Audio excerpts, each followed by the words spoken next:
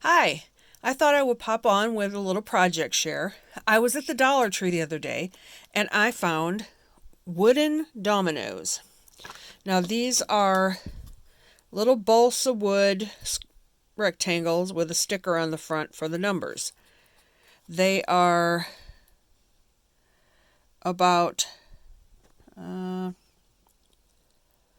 3 inches by about 1 1/4 inches.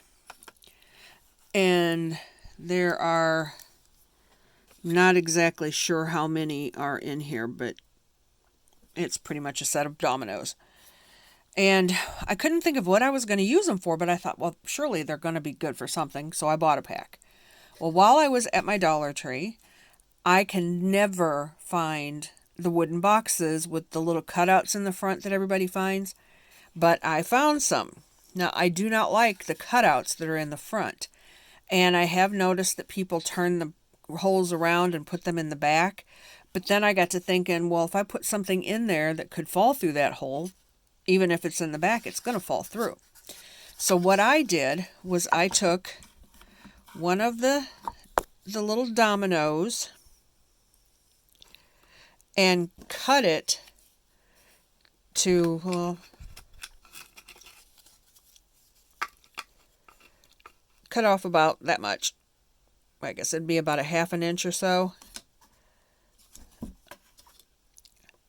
Yeah, about a 1/2 inch. And I glued that over the hole.